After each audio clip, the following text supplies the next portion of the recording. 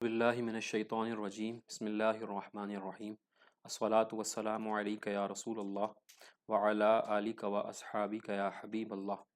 ایک مرتبہ پھر پیش خدمت ہے سوال و جواب کی نشست بعنوان ہم اور آپ علامہ اکاڑوی کے ساتھ، جس میں آپ جان سکیں گے اپنے شرعی مسائل کے بارے میں رہنمائی حضرت علامہ ڈاکٹر کوکب نورانی اکاڑوی صاحب دامت برکاتہم العالیہ سے، جو ایک عرصہ دراز سے مسلک کے حق حقیقی ترجمان کی حیثیت سے خدمات سر انجام دے رہے ہیں۔ آئیے ہم مل کے انہیں خوش آمدید کہتے ہیں۔ السلام علیکم ورحمۃ اللہ وبرکاتہ۔ وعلیکم السلام، اور تمام ناظرین و سامعین کو بھی السلام علیکم ورحمۃ اللہ وبرکاتہ۔ جس نے بھی اپنے شرعی سوالات علامہ صاحب سے کرنے ہیں وہ ہماری لائیو سٹریمنگ کے کامنٹ سیکشن میں اپنے سوالات بھیج سکتا ہے، یا پھر ہمارے جو پلیٹ فارمز ہیں ان کے ان باکس کے اندر بھی اپنے سوالات بھیج سکتا ہے، اور اگر ان دو کے ذریعے بھی وہ اپنے سوالات نہ بھیجنا چاہے، واٹس ایپ کے ذریعے بھیجنا چاہے، تو آپ کی اسکرین کے اوپر جو ہمارے ریگولر ہوسٹ ہیں محمد زین صاحب، ان کا واٹس ایپ نمبر آ رہا ہوگا، آپ اس پہ اپنا سوال بھیج دیجیے اور وہ مجھے یہاں سے سوال فارورڈ کر دیں گے تو وہ شامل کر لیا جائے گا انشاءاللہ۔ لیکن ایک چیز وہ ضرور آپ نے نوٹ کرنی ہے کہ اگر آپ کی جو آئی ڈی ہے، فیس بک آئی ڈی، وہ آپ کے اصل نام کے ساتھ نہیں ہے تو سوال کرتے ہوئے اپنا اصل نام اور شہر کا نام ضرور لکھ دیجیے گا۔ اس دوران جو ہمارے پاس پورے ہفتے میں سوالات موصول ہوئے ہیں، مجھ سے نشست کا آغاز کرتے ہیں۔ پہلا سوال مسز کاشف خان صاحبہ کا، وہ پوچھتی ہیں کہ ساس بہو کو گندے نازیبا جملے بولے اور اس لڑکی کی ماں اور باپ کے بارے میں بھی جو ہے وہ غلط جملے بولے، تو اس صورت میں شوہر کو کیا کرنا چاہیے؟ اگر شوہر ان سب معاملات کے بعد بھی بولے کہ امی کے ساتھ ہی رہو تو کیا یہ ٹھیک ہے؟ میں اس معاملے کو لے کے بہت زیادہ پریشان ہوں۔ بسم اللہ والحمد للہ والصلاة والسلام علی رسول اللہ۔ ساس عورت کا وہ روپ جو روایتی ساس کا ہوتا ہے، جس کو بھیانک روپ کہتے ہیں۔ عورت بیٹی ہے تو پیار ہے، بہن ہے تو پیار ہے، ماں ہے تو پیار ہے، بیوی ہے اور ساس۔ ان دو کے بارے میں شکایات ہمارے معاشرے کا حصہ ہیں۔ لڑکی اپنا گھر چھوڑ کے، ماں باپ چھوڑ کے، سب کچھ چھوڑ کے آتی ہے سسرال میں۔ سسرال والے کچھ دن تو بہت پذیرائی کرتے ہیں، اس کے بعد نند، بھاوج، دیور، بھاوج، جیٹھ، بھاوج، یہ کچھ عجیب سی کشمکش شروع ہو جاتی ہے۔ ڈرامے بن گئے کہ ساس بھی کبھی بہو تھی، مگر مفاہمت، مصالحت کی بجائے شکایات اور رویہ ایسا رکھا جاتا ہے جس کی وجہ سے معاملات بگڑتے ہیں۔ کوشش کرنی چاہیے زبان کو نرم رکھ کے، اور خوبیوں پہ نظر رکھیں، ہم خامیوں پہ ہی رکھتے ہیں۔ وہ بہویں بھی جو لڑکیاں آتی ہیں سسرال میں ایڈجسٹ ہونے کی بجائے ماں کے گھر میں رپورٹنگ کرنا، سسرال کے خلاف کرنا، یہ سب غلط باتیں ہیں، ان سے گھر خوشحال نہیں رہتے۔ وہ کسی کا لختے جگر ہے، وہ بھی کسی کے جگر کا ٹکڑا ہے۔ اس کو غلط لفظ بولنے سے آپ گنہگار ہوں گی۔ آپ کو اگر اس سے کوئی تقاضا ہے پیار سے کر سکتی ہیں، لیکن اس کے لیے یا اس کے ماں باپ کے لیے برے الفاظ کا استعمال کرنا، یہ نہ شرعاً اچھی بات ہے، نہ اخلاقاً اچھی بات ہے۔ اب شوہر بیٹا ہے، لازمی بات ہے وہ ماں کے لیے کیا کہے اور بیوی کو کیا کہے۔ ہاں وہ بیوی سے یہ کہہ سکتا ہے کہ میری ماں اگر کچھ سخت سست کہہ جاتی ہے درگزر کر دیا کرو. وہ پیار کے چند جملے بول دے تو بیوی اس کی ماں کی کہی ہوئی تلخ باتوں کو بھول سکتی ہے. مگر وہ بیوی کے لیے کچھ رعایت نہ رکھے تو پھر وہ بھی مجرم بنتا ہے. آپ لائے ہیں اسے اور خطبہ نکاح میں کتنی مرتبہ اتقو کے الفاظ ہیں، اللہ سے ڈرو جس نے تمہارے لیے حلال کر دیا. آپ کسی کی بیٹی لے کے آئے ہیں تو اللہ نے آپ کے لیے اگر حلال کی ہے تو پھر آپ کو اس کا خیال رکھنا ہے. خطبہ حجۃ الوداع میں نبی پاک صلی اللہ علیہ وآلہ وسلم نے عورتوں سے حسن سلوک کی تاکید کی کہ تمہارے پاس قید ہیں وہ. مگر کچھ بہویں بھی بیلنس نہیں کرتی ہیں اور کچھ ساسیں بھی ایسا کرتی ہیں. اگر برداشت سے باہر ہو جائے اور صورت نہ نبھے تو شوہر اگر اس قابل ہے تو وہ اپنی بیوی کو الگ جگہ لے دے تاکہ یہ روز کی جھک جھک ختم ہو جائے. اگر وہ قابل نہیں ہے، نئی جگہ نہیں لے سکتا اس کے لیے الگ سے، تو پھر اس کا کچھ مداوع کرے. اپنی والدہ سے بھی کہے کہ اتنے سخت الفاظ یا نامناسب الفاظ کیوں کہتی ہیں آپ، نہ کہا کریں. اپنے آپ کو کیوں گناہگار کرتی ہیں.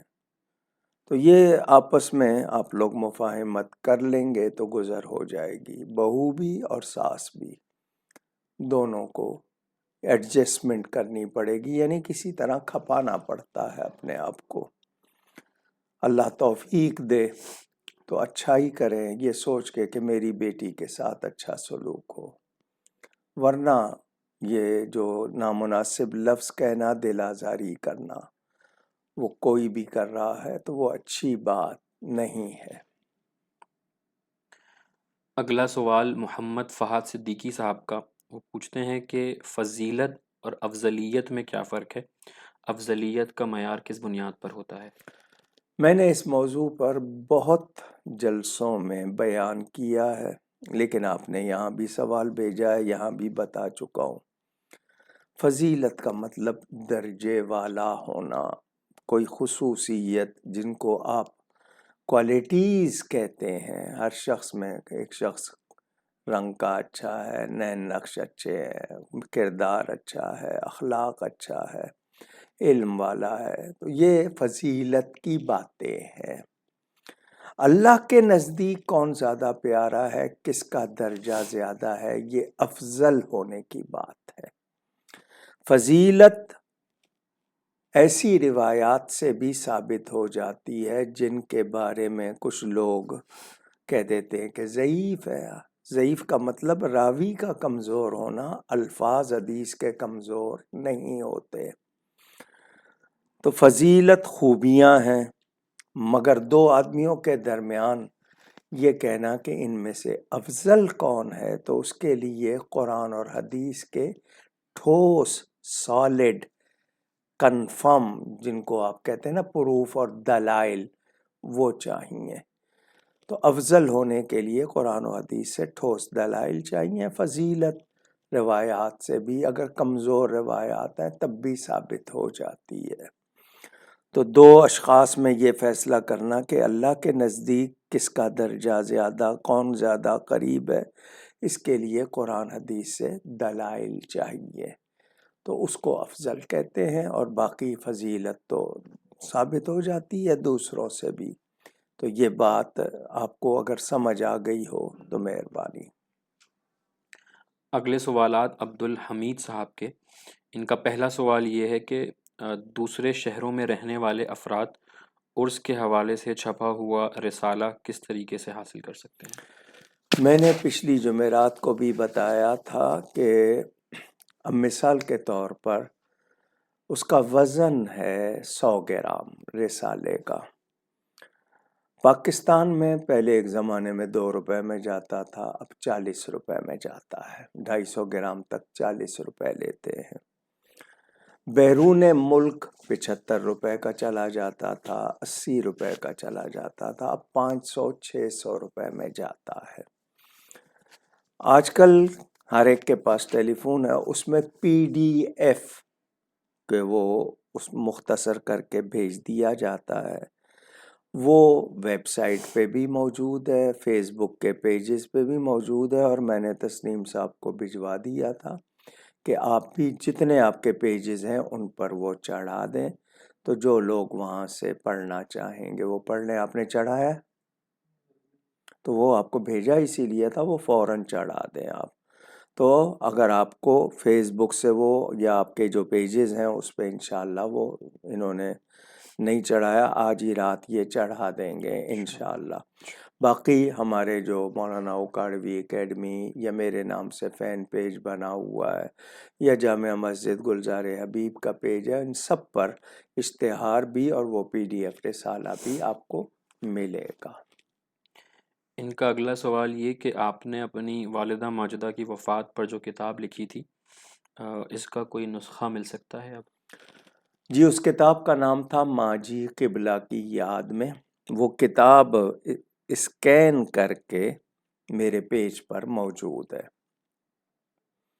جو میرے نام سے پیج ہے، جو ویب سائٹ ہے کوکب نورانی اکاڑوی.com، ایک پیج یہاں ہے ان کا، وہ نہیں، جو میرے نام سے ویب سائٹ ہے، ویب پیج ہے، اس پر وہ موجود ہے۔ میں نے اس میں چونکہ 40ویں سے پہلے چھاپنی تھی تو کچھ 2 4 اس میں اصلاح کرنے والی یعنی باتیں درست کرنے والی وہ درست کر کے میں نے اب رکھی ہوئی ہے۔ انشاءاللہ میں پبلشر کو بھجواؤں گا تو وہ چھپی ہوئی مل جائے گی۔ ابھی آپ کو چاہیے تو مسجد میں ایک نسخہ رکھا ہے، آپ اس کی فوٹو اسٹیٹ حاصل کر سکتے ہیں، ورنہ میرے نام کے پیج پر وہ کتاب موجود ہے۔ ان کا اگلا سوال یہ کہ ضیاء القرآن پبلیکیشن لاہور کے علاوہ آپ کی اور آپ کے والد ماجد رحمۃ اللہ تعالی علیہ کی کتابیں کہیں اور سے بھی مل سکتی ہیں؟ جی، یہ پبلشر ہے، چھاپنے والے۔ میں نے کئی لوگوں سے سنا ہے کہ امازون پہ اور پتہ نہیں کہاں کہاں بک رہی ہے، یعنی لوگ جاتے ہیں تو ان کو پیمنٹ کرنی پڑتی ہے تو وہ کتاب فراہم کرتے ہیں۔ یہ پبلشر ہیں، چھاپنے والے ضیاء القرآن پبلیکیشنز، اردو بازار لاہور بھی اور کراچی بھی، اور ان سے وہ ڈاک کے ذریعے بھی لوگ منگوا سکتے ہیں۔ مکتبوں میں جتنے سنی مکتبے ہیں، کتب خانے، ان کے پاس بھی مل سکیں گی آپ کو۔ کچھ لوگ رکھتے ہیں، کچھ نہیں رکھتے، تاہم یہ میرے پیج پر یہ کتابیں بھی موجود ہیں، والد صاحب کی بھی، میری بھی، اس پیج پر بھی موجود ہیں۔ اگلا سوال شہباز صاحبہ کا، یہ کہتی ہیں کہ اگر شوہر کو بار بار کہیں نماز پڑھ لے لیکن وہ کام کے برڈن کی وجہ سے نہیں پڑھ سکتے، ہمیں یعنی گھر والوں کو بیوی بچوں کو یا دیگر لوگوں کو نماز کے لیے کتنا کہنا ضروری ہے؟ شوہر کا یہ کہنا کہ کام کی وجہ سے نہیں پڑھتا تو دنیا کے 2 پیسوں کے لیے پڑھ رہا ہے، جس رب نے وجود دیا ہے، سب کچھ دیا ہے، اس کے لیے وہ بہانے کرے تو یہ اچھی بات نہیں ہے۔ وہ اپنے آپ کو کتنی نیکیوں سے محروم کر رہا ہے۔ دیکھیں، ہم اہل سنت و جماعت مزاروں پہ جاتے ہیں، اللہ والوں سے ملنے جاتے ہیں، وہ نہ فرض ہے نہ واجب ہے، وہ ایک پسندیدہ چیز ہے، اچھی بات ہے، لیکن نماز تو فرض ہے۔ نماز کے معاملے میں کوتاہی کرنا تو آپ کو ہر نماز کے وقت کہنا ہے، یاد دلانا ہے۔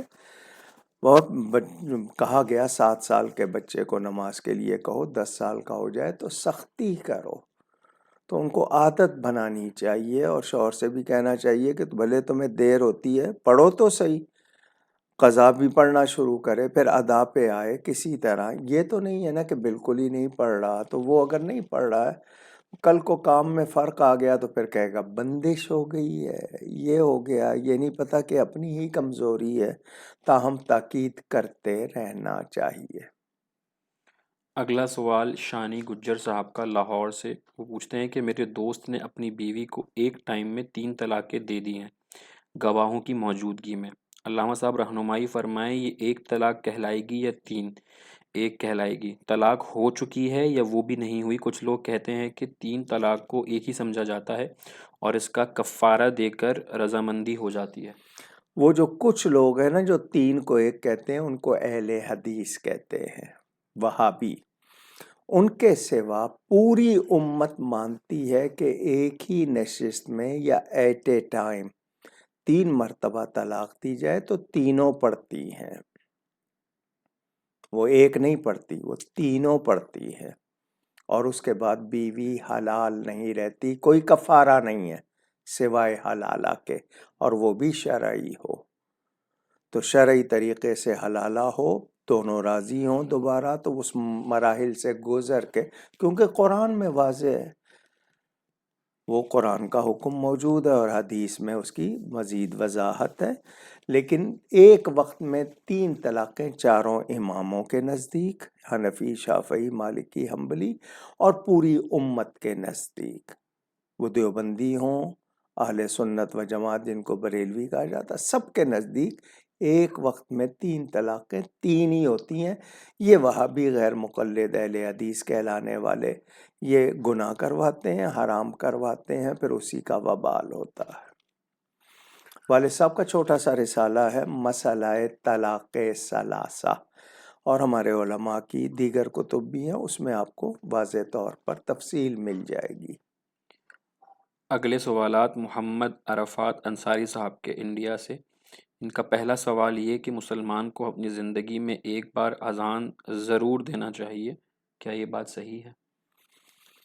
ایک بار کیا، روز دے، اپنے گھروں میں روز اذان دیا کریں، بلائیں دور ہوں، ہفتے میں ایک بار دیا کریں، لیکن یہ کہ وہ اذان ضرور کہے، اقامت کہہ لیتا ہے، اس کو موقع ملتا ہے، نہیں تو وہ کوئی فرض واجب اس پہ نہیں ہے، لیکن وہ کلمات چونکہ ہیں، پہلے 3 کلمے ایمان کے حوالے سے ہیں، تو اذان آپ کہیں، بلکہ خوف آ جائے کبھی تو اذان دیں، خوف دور ہو جاتا ہے، تو اذان کے کلمات دہرانا ویسے بھی آپ کے لیے مبارک ہے، جب مؤذن اذان دے تو جیسا وہ کہے ویسے ہی آپ کہیں، حدیث شریف میں حکم ہے، تو آپ کوشش کریں اپنے گھروں میں روز اذان کہا کریں، بلائیں دور ہوتی ہیں، اپنے کاروبار کی جگہ پہ لوگوں کے اثرات ہوتے ہیں برے دوسرے، اور شیطان بھاگتا ہے، اسی لیے میت پر بھی جب دفن کرتے ہیں اذان دیتے ہیں، کیونکہ شیطان اس کو بہکانے کے لیے آتا ہے میت کو، تو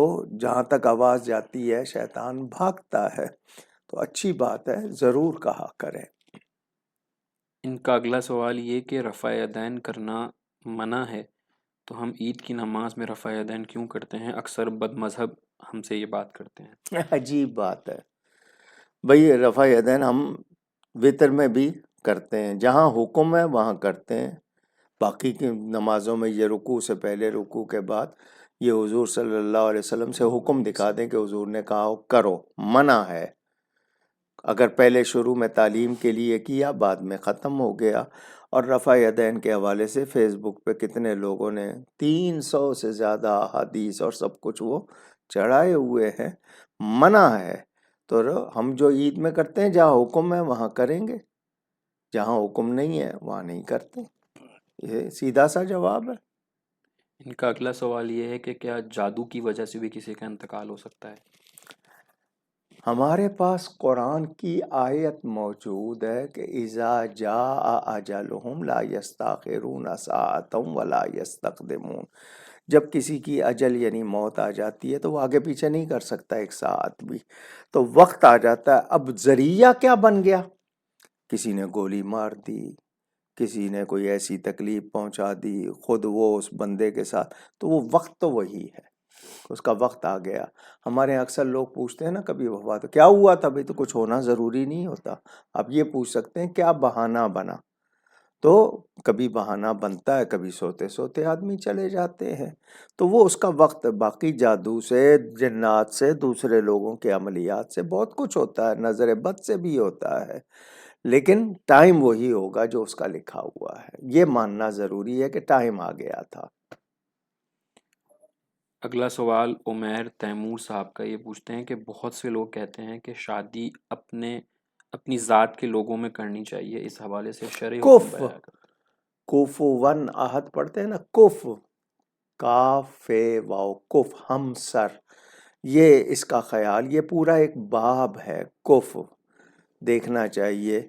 हमारे यहाँ कुछ लोग नीच ज़ात का लफ्ज़ कहते हैं, तो ज़ात नीच नहीं होती है, लोगों की हरकतें नीच होती हैं, या उनके ऐसे काम होते हैं जो नीच होते हैं, उसकी वजह से लोग उनको नीच कौम कहते हैं। ये हिंदुओं में है, हमारे यहाँ नहीं है ये नीच ज़ात का। तो आदतें बुरी हों तो कुफ का मसला है कि कुफ देखा जाए, हमसर होना, यानी उसके बारे में बाकायदा अहबाब के और रिश्तेदारों के सिलसिले, वो सारे, इसको पूरा बाब है, यानी इसको फ़िक़्ह की किताबों में लिखा जाता है, इस लिहाज से है। लेकिन ये कि वो जो 4 चीज़ें बताई शादी के वक्त, ईमान देखो, ख़ानदान देखो, हुस्न देखो, माल देखो, मगर तरजीह ईमान को दो। तो ख़ानदान होना चाहिए, ख़ानदानी लोग होने चाहिए। लेकिन ये है कि मैं गुज्जर हूँ तो जाट में नहीं करूँगा, जाट हूँ तो उसमें मलिक में नहीं करूँगा, ये नहीं होना चाहिए। मतलब ये कि वो कोई ऐसे ना हो हरकतों के लिहाज से जिनको आप कहेंगे ये घटिया लोग हैं या बुरी आदतों वाले, बाकी मुसलमान हैं, सही हैं, ईमान वाले, तो आप कर सकते। अगला सवाल सफ़ीर अब्बासी साहब का कि कोई अगर हज या उम्रा वगैरह पर चाहे तो वहाँ पे जमात से नमाज़ पढ़ना कैसा? जी, आप अपने अक़ीदे के हवाले से, मसला इमामत के मुक़्तदी और इमाम का अक़ीदा एक होना चाहिए, और किसी का भी अक़ीदा, वो कहीं का इमाम हो, अगर उसका अक़ीदा ऐसा है जो हद्दे कुफ्र को पहुंचा हुआ है, यानी उस वो ऐसी बात को मानता है जो कुफ्र है, या ऐसा कहने वाले को जिसने कुफ्र कहा उसको सही मानता है, तो उसकी अपनी नमाज नहीं होती, तो उसके पीछे किसी और की होगी। बाकी मसला इमामत मेरी किताब है, उसको पढ़ लें। अगले सवालात अदनान अहमद साहब के। इनका पहला सवाल ये है कि सैयदना सिद्दीक़ अकबर रदी अल्लाह तआला अन्हु की अफजलियत हसब नसब खिलाफत या विलायत किस एतबार से है? क्या बाज़ सहाबा किराम का हज़रत अली रदी अल्लाह तआला अन्हु के अफजल होने का अक़ीदा था? आप जो ये सवाल कर रहे हैं ना, कितना आप जानते कितना है? आपने ये जो लफ्ज़ लिखे हैं, अगर आप मुझे टटोल रहे हैं तो और बात है, लेकिन आपने ये जितने लफ्ज़ लिखे हैं, क्या आपको आज तक नहीं पता 1400 साल से यही अक़ीदा है, इजमा है इस पर? सैयदना गौसे आज़म रदी अल्लाह ताला अन्हु ने बताया है कि जी सहाबा 1.25 लाख से ज़्यादा, उनमें बदरी, बद्र के बाद ओहद वाले, ओहद के बाद बैअत रिज़वान, और फिर इनमें वो 313 तो बदर वाले हो गए, फिर अशरा मुबशरा में 4, और उन चारों में सिद्दीक़ अकबर सैयदना गौसे आज़म का जब ये अक़ीदा है, दाता साहब का है, ख्वाजा साहब का है, उम्मत के अकाबिर का है, तो फिर, और ये शेखैन के मामले में फजीलत शुरू से चली आ रही है, इजमा है, इस पे जमा है सब। आज इस बहस को छेड़ने वाले क्या चाहते हैं? मैं पूछना चाहता हूँ, क्या चाहते हैं? जो इतने बड़े बड़े अकाबिर को इल्म नहीं था, मालूमात नहीं थी, आज जो लोग लड़वाने के लिए ये बातें कर रहे हैं, उन्हें क्या हासिल होगा? क्या चाहते हैं? और मेरा जुमला सुन लें, हमारा हज़रत अबू बकर के बारे में वही नज़रिया, मौक़िफ़, अक़ीदा है जो मौलाए कायनात हज़रत अली का है। जब हज़रत अली खुद फरमा रहे हैं, उसके बाद हज़रत अली के चाहने वाले को ज़बान नहीं खोलनी चाहिए उसके ख़िलाफ़। अगर हज़रत अली से मोहब्बत है तो हज़रत अली जिस शेखैन के बारे में जो कुछ फरमा रहे हैं, जो उनका रवैया, जो सलूक था, जो तर्ज़ अमल था, उसी को आपको अपनाना चाहिए। ये लड़ाई की बातें आप करके हमारे अक़ीदे नहीं बदल सकते। हज़रत अबू बकर की अफजलियत, मतलउल क़मरैन पढ़ लें, आला हज़रत फ़ाज़िल बरेलवी की दीगर किताबें हैं, और उलमा ने इस पर वाज़ेह तौर पर लिखा है, और आज भी है। तो बल्कि मौलाना अशरफ सियालवी साहब की भी अब किताब आ गई है शायद मार्केट में, तो ये उन्होंने सारे दलाइल उसमें भेजे हुए, लिखे हुए। लेकिन आपको पता नहीं, कोई अपने आप पर नाज है या अपनी जो आपकी दानिस्त है उस पर आपको नाज है, तो माफ़ कीजिएगा, इजमा है इस पर, और इजमा का मुनकिर कौन होता है ज़रा मालूम कर लीजिएगा। ان کا اگلا سوال یہ کہ بیٹی کو نماز روزے کا حکم کس عمر میں دینا چاہیے، بیٹے کی طرح 7 سال کی عمر میں یا کوئی اور حکم ہے؟ جی میں نے ابھی بتایا 7 برس کی عمر سے ہی بچیاں جلدی جوان ہو جاتی ہیں، اگر وہ بالغ ہو گئی ہے تو پھر اور زیادہ 9 سال میں بھی بالغ ہو جاتی ہیں، کچھ اس سے پہلے دیہاتوں میں.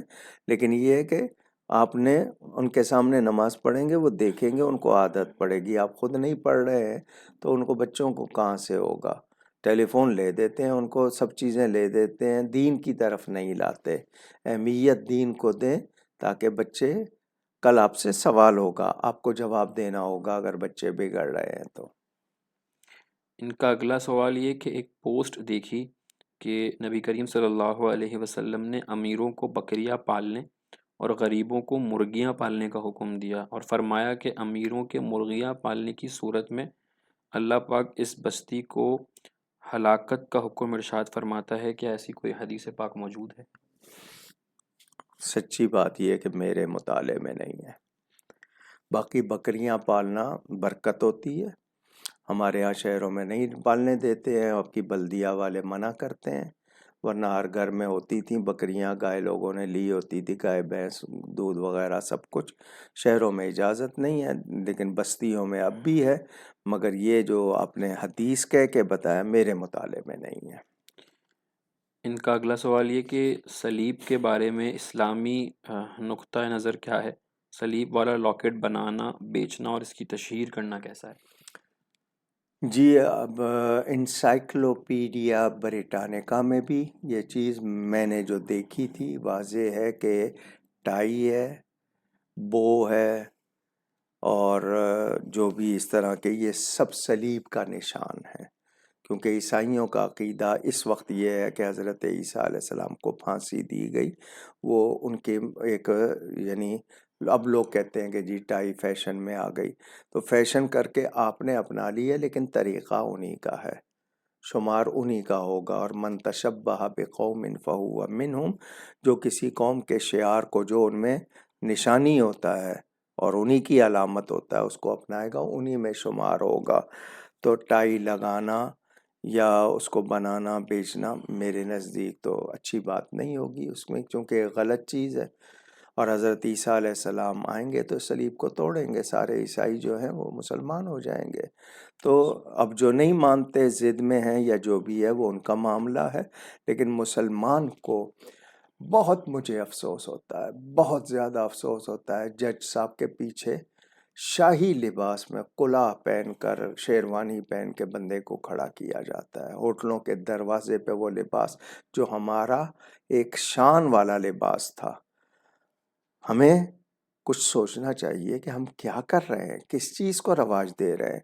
میں نے کئی مرتبہ کہا، سینٹ میں، قومی اسمبلی میں قائد اعظم کی تصویر لگی ہوئی ہے، بہت اونچی کر کے لگائی ہے، اس میں انہوں نے جوتے پہنے ہوئے ہیں، نیچے آپ قرآن بھی رکھتے ہیں، نیچے آپ جناب بیٹھے ہوئے، آپ کوئی اور تصویر ان کی شیروانی والی جو قومی لباس والی ہے وہ کیوں نہیں لگاتے؟ لیکن یہ کہ آپ نے وہ تصویر لگائی ہوئی ہے، تصویر، اس کے لیے میں کئی مرتبہ برسوں سے کہہ رہا ہوں نہیں ہے. یعنی آپ کے نزدیک دین کی اہمیت ہی نہیں ہے، تو پھر میں کیا بات کروں آپ سے. تو جو دین کی اہمیت والا ہوگا وہ ان چیزوں سے بچے گا، کہ جس میں اللہ اس کے رسول کی رضا نہیں ہے ہم اس کو فیشن سمجھ کے کر لیں یا کچھ کر لیں، غلط ہے. اگلے سوالات جنید اکبر غوری صاحب کے فیصل آباد سے. ان کا پہلا سوال یہ ہے کہ زید اپنی بیوی کے ساتھ مذاق کر رہا تھا تو اس نے اپنی بیوی کو تھپڑ مارا. اس کی بیوی نے کہا کہ میں اپنے بڑوں کو بلاتی ہوں، تو زید نے اس کو کہا ٹھیک ہے تم میری طرف سے آزاد ہو. کیا ان الفاظ کے ادا ہونے سے طلاق ہو جائے گی؟ بہار شریعت، اس میں وہ تمام جملے، طلاق کا باب جو ہے نا، یہ ان کے چیپٹر ہے نا، اس میں جو طلاق کے چیپٹر میں وہ تمام الفاظ لکھے ہوئے ہیں جن کے کہنے سے طلاق ہو جاتی ہے. تو یہ اس نے کس نیت سے کہے ہیں؟ اگر طلاق کی نیت سے کہیں تو طلاق ہو گئی ہے. اب اس میں وہ ہیرا پھیری کرے، نہیں میں نے تو غصے میں کہہ دیا تھا، تو طلاق غصے میں ہی دی جاتی ہے. تو یہ اس طرح کی بات، وہ تمام الفاظ ہیں. اب طلاق میں وہ کہہ کے اس نے دوسرا کاف استعمال کیا تھا، یا خے طلاق، وہ سب جتنے بھی لفظ ہیں ان سب سے طلاق ہو جاتی ہے. ان اگر اس نے اس نیت سے کہا کہ جاؤ اپنے گھر، طلاق کی نیت سے، اس سے بھی طلاق ہو جائے گی۔ ان کا اگلا سوال یہ کہ اگر میاں بیوی آپس میں کسی دوسرے کی طلاق کے بارے میں بات کر رہے ہوں تو کیا اس سے بھی طلاق ہو جاتی ہے؟ نہیں، وہ تو بات ہو رہی ہے نا، طلاق تو مرد کا حق ہے، وہ دے گا تو ہوگی نا، لیکن ویسے باتیں کر رہے ہیں دوسروں کی، اور یہ جس طرح ڈراموں میں دکھایا جا رہا ہے، عجیب سا ماحول بنا دیا ہے۔ طلاق یعنی ناحق دی جائے تو عرش ہل جاتا ہے، لوگوں نے مذاق بنا لیا ہے۔ اللہ تعالی ہدایت دے۔ اگلا سوال سومان شیخ اتاری صاحب کا کہ عامل بننا کیسا ہے اور یہ فیلڈ کیسی ہے؟ عامل سے مراد عمل کرنے والا۔ آپ کے ہاں اصطلاحاً عامل اس کو کہتے ہیں جو یہ کاروبار کے طور پر اپنا لیتے ہیں، دم کرتے ہیں، تعویذ کرتے ہیں، اور یہ کچھ نہ کچھ ان کے جنتر منتر سیکھ لیتے ہیں۔ تو عملیات کرنے والا اگر شریعت و سنت سے واقف ہے، لوگوں کے بھلائی کے لیے صحیح دم صحیح تعویذ کرتا ہے، تو وہ عامل درست ہوگا۔ لیکن کوئی بھی کسی کی طرفداری کرتے ہوئے کسی سے ناجائز کرے گا، مثلاً عورت آ جائے اور اس سے آ کے کہے کہ میرا شوہر میرے قابو میں آ جائے، تو ایسا تعویذ کرانا، لکھنا، اس کی تائید کرنا، یہ سب جائز نہیں ہے۔ ہاں یہ کہیں کہ دونوں میں محبت زیادہ ہو جائے، اس طرح کی بات، تو عملیات کرنے والے جو ہیں وہ اکثر غلطیاں کر جاتے ہیں، لیکن جو صحیح عامل ہو، قرآن و حدیث سے واقف ہو، مسائل جانتا ہو، اور لوگوں کی بھلائی کے لیے اگر دم تعویذ کرتا ہے صحیح طریقے سے، اس حد تک اجازت ہے۔ اگلے سوالات محبہ ماکدہ صاحبہ کے۔ ان کا پہلا سوال یہ کہ ایک اہل تشیع جماعت کا جو ہے وہ نعرہ انہوں نے سنا ہے، جو ہے کچھ اس طرح سے انہوں نے ترتیب دے کے لکھا ہوا ہے کہ یا اللہ یا رسول با قصور۔ اس بارے میں رہنمائی کیا فرمائیں۔ مطلب؟ انہوں نے لکھا اسی طرح ہے کچھ یہاں پہ، تو جب پتہ ہی نہیں ہے تو یا اللہ یا رسول آگے کیا؟ با قصور لکھا ہے۔ لا حول ولا قوت الا باللہ۔ اگر یہی الفاظ ہے تو کیا مطلب ہے اس کا؟ اگر اللہ اور اس کے لیے کہہ رہے ہیں اور آگے کس سے مراد لے رہے ہیں تو یہ تو کفریہ باتیں ہو جائیں گی، معاذ اللہ، اللہ تعالیٰ بچائے۔ پتہ نہیں قوم کو کیا ہو گیا ہے، سب کو یہی ہے کہ دنیا میں ایک دوسرے سے لڑو۔ یہاں پر کیا ہو رہا ہے، دنیا پوری اسلام کے خلاف ہے، اور یہ لوگ اس طرح کی باتیں کر کے آپس میں ہی جو حالات پیدا کر رہے ہیں، کہاں جائیں گے، کیا کریں گے۔ اگر تمہاری کوئی مثلاً اہل تشیع کے اپنے کچھ عقیدے ہیں، وہ کریں، ان کا نصیب، لیکن یہ اس طرح کی باتیں معاشرے میں پھیلا کے وہ انتشار کرنا، اشتعال کرنا، کیا چاہتے ہیں وہ لوگ؟ ان کا اگلا سوال یہ کہ کسی اہل سنت کے بزرگ نے ہی فرمایا ہے کہ بغیر ٹوپی کے نماز پڑھ سکتے ہیں، اور اب کچھ بچوں کو کہا بھی جاتا ہے کہ ٹوپی دی جاتی ہے کہ ٹوپی پہن کے نماز پڑھی جائے، تو وہ کہتے ہیں نہیں فلاں بزرگ نے کہا ہے کہ اس کے بغیر بھی ہو جاتی ہے۔ نماز بغیر ٹوپی کے ہو جائے گی، مگر کیوں نہیں پہنتے؟ میرے رسول صلی اللہ علیہ وسلم نے ننگے سر نہیں پڑھی، سوائے احرام کا حکم، اور صحابہ نے نہیں پڑھی۔ وہ امامے باندھ رہے ہیں، اس پر زیادہ ثواب بتا رہے ہیں۔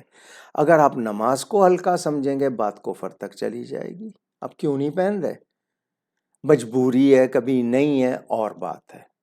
مسجدوں میں پلاسٹک کی ٹوپیاں یا کھجور کی چھال کی، یہ آپ کو شرمانے کے لیے کہ آپ کو اہتمام کرنا چاہیے، وہ ایسا لباس کہ آپ اس کو پہن کے کسی وزیر امیر کے سامنے نہیں تو اللہ کے سامنے کیوں کھڑے ہو رہے ہیں؟ آپ کو اپنے کپڑے کی ٹوپی جیب میں رکھ لے، نہیں پہننا ہے۔ حالانکہ سارے جراثیم بالوں میں جمع ہوتے ہیں، لیکن آپ نے بالوں کو کھلا چھوڑا ہوا ہے، پاؤں جس کی سب سے موٹی کھال ہے اس پہ جناب آپ نے جرابیں بھی پہنی ہیں، جوتے بھی پہنے ہیں، تو آپ کیوں اپنا نقصان کر رہے ہیں؟ لیکن آپ اس کو ہلکا سمجھیں گے نماز کے، اور اس کے لیے سمجھیں گے کہ غیر ضروری ہے اور اس طرح کی باتیں، تو پھر آپ کے لیے تو مسئلہ دوسرا ہو جائے گا۔ ننگے سر نماز میں نے نہیں کہا کہ نہیں ہوتی ہے، مجبوری ہے، ٹھیک ہے، آپ کے ثواب میں کمی ہوگی، تو آپ کیوں نہیں چاہتے؟ پہلے گناہ کم ہے جو اور آپ گناہ اپنے اوپر لینا چاہتے ہیں۔ اور پھر یہ کہ وہ تمام بزرگوں نے کسی نے ننگے سر نہیں پڑھی، یہ کیوں پڑھنا چاہتے ہیں؟ اس کا مطلب یہ کہ نماز ان کے لیے کوئی شان والی چیز ہی نہیں ہے۔ اگر ایسا سمجھیں گے تو بات تو دور تک چلی جائے گی۔ ان کا اگلا سوال یہ کہ اصحاب کہف کے نام کہیں لکھے ہوئے ہیں، اگر کسی کتاب میں ہیں تو بتا دیجیے۔ میری کتاب اوراد مشائخ میں ہے، آپ گوگل پہ ڈالیں گے سامنے آ جائیں گے۔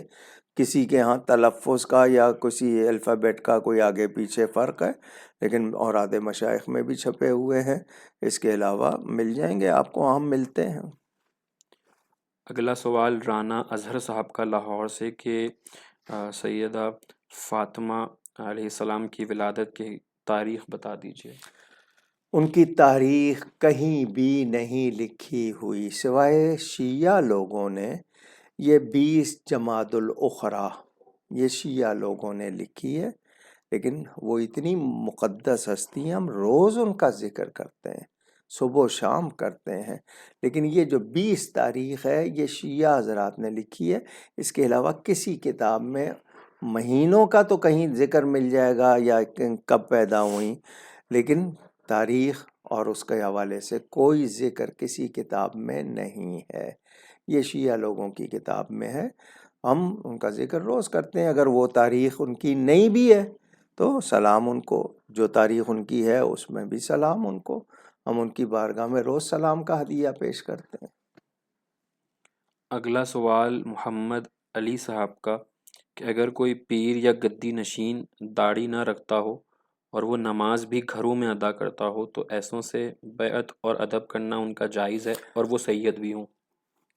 دیکھیں، سید کے لیے کیا نماز معاف ہے یا حکم الگ ہے؟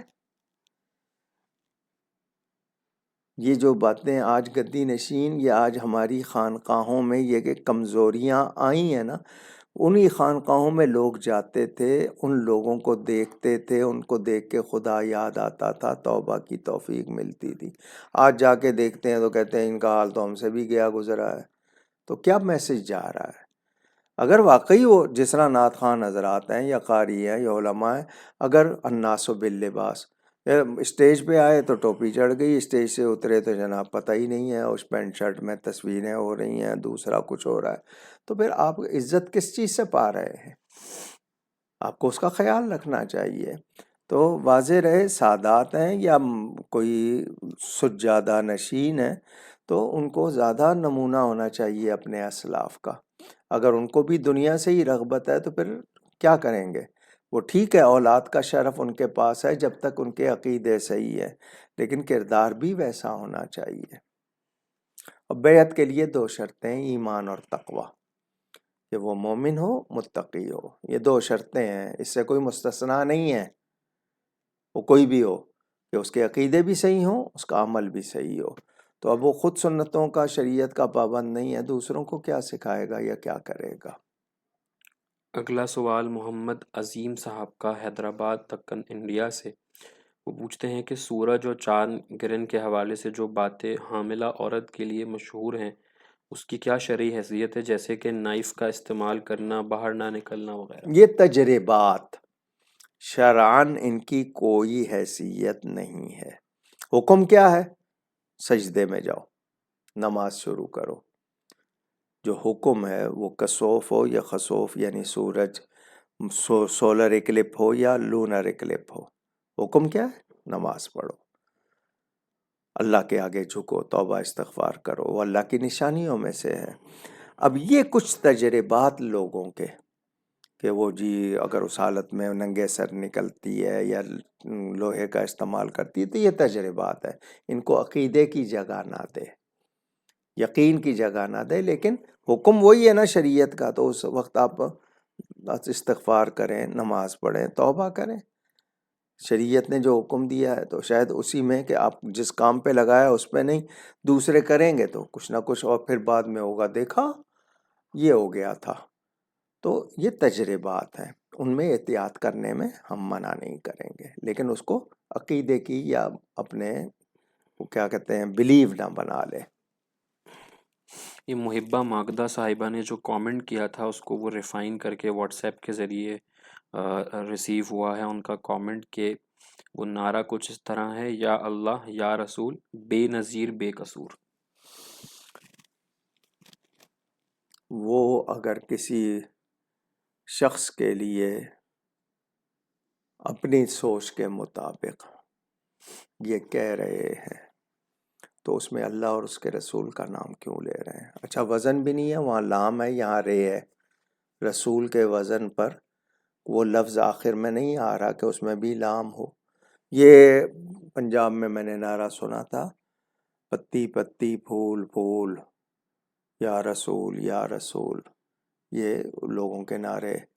یا اللہ یا رسول، وہ آگے اسلامی نعرے کو اب اس طرح شخصیات پہ لگائیں گے تو بے قصور آپ کس لحاظ سے کہہ سکتے ہیں کہ وہ معصوم تو نہیں ہے؟ اور پھر یہ کہ وہ کو ولایت کا درجہ بھی نہیں ہے. غلطیاں ان کی سیاسی بھی اور دوسری 1000 ملیں گی. اور عورت کا جو اس وقت حکمران ہونا، یہ بھی تو کیا خلاف شریعت نہیں ہے؟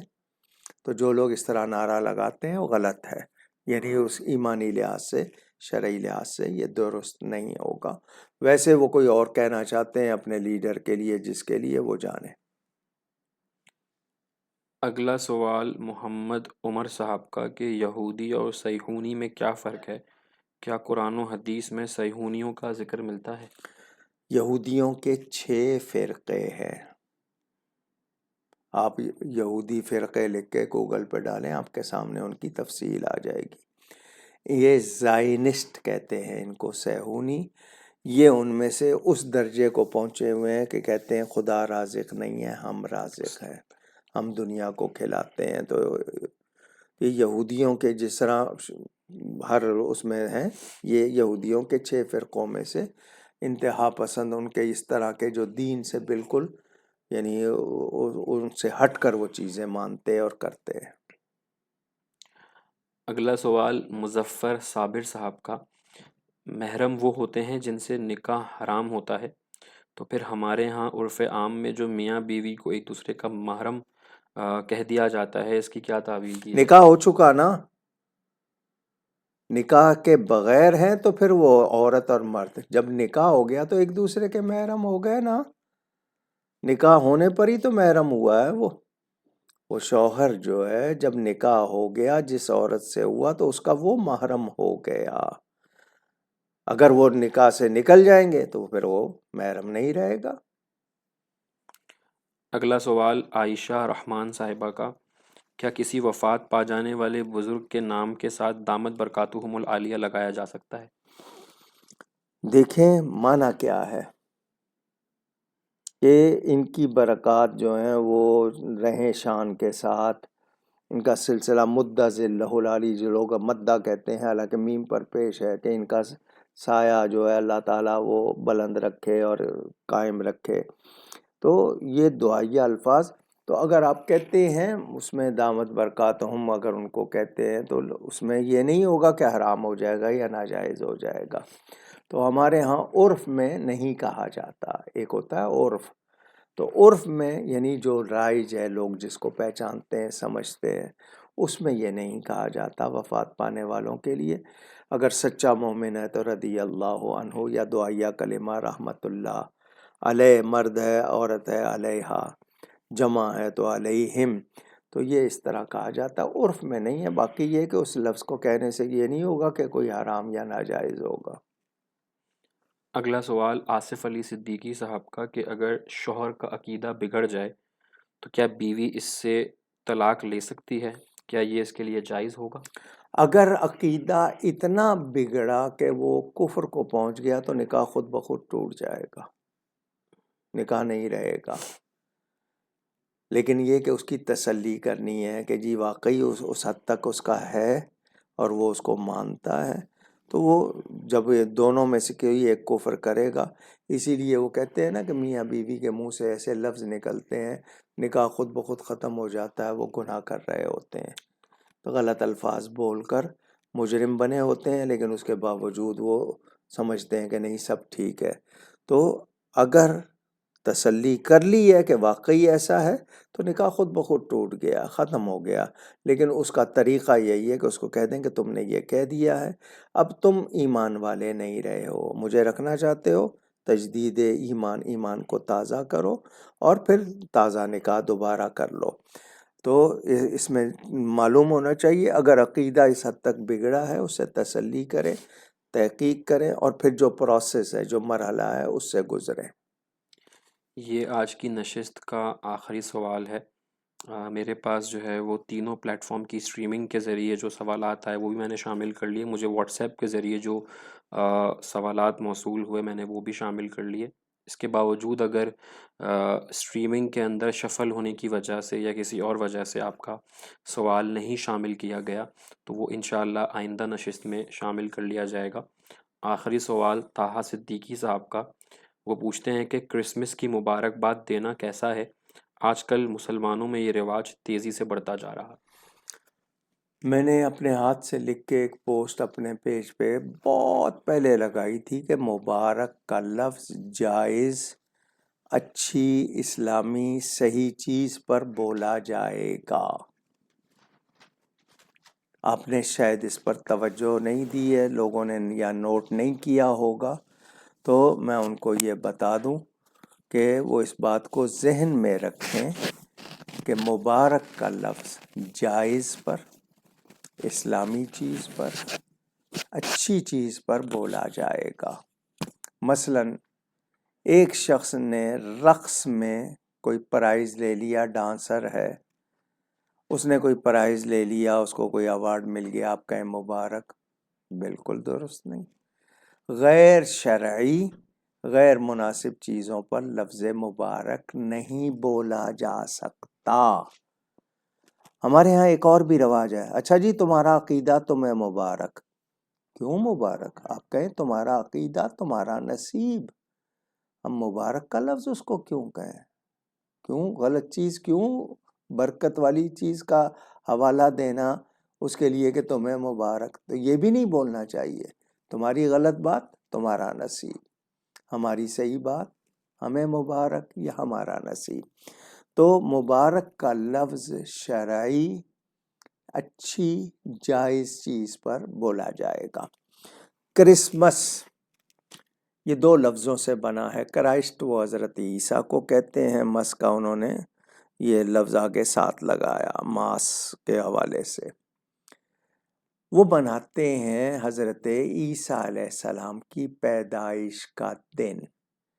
میں پہلے بتا چکا یہ تاریخ کرسچینٹی میں بھی کنفرم نہیں ہے، وہ لوگ اس پر جمع ہو گئے، متفق ہو گئے۔ انہوں نے پچھلی جمعرات تھا سوال یا اس سے پہلے میں نے بتایا تھا، ہمارے نزدیک 10 محرم کی تاریخ بتائی جاتی ہے حضرت عیسیٰ علیہ السلام کے پیدائش۔ اب اس سال وہ کون سا سال تھا، کیونکہ یہ عیسوی کیلنڈر حضرت عیسیٰ کے حوالے سے ہی شمار کیا جاتا ہے، انہوں نے اس جس کو گریگورین بھی آپ لوگ کہتے ہیں، تو یہ تاریخ انہوں نے بنا لی ہے، کنفرم نہیں ہے۔ حضرت عیسیٰ اللہ کے نبی ہیں، ان کی پیدائش پر لازمی بات ہے ہم مسلمان کو کہہ سکتے ہیں، جو ان کو اللہ کی اولاد سمجھے اس کو کیسے کہہ سکتے ہیں؟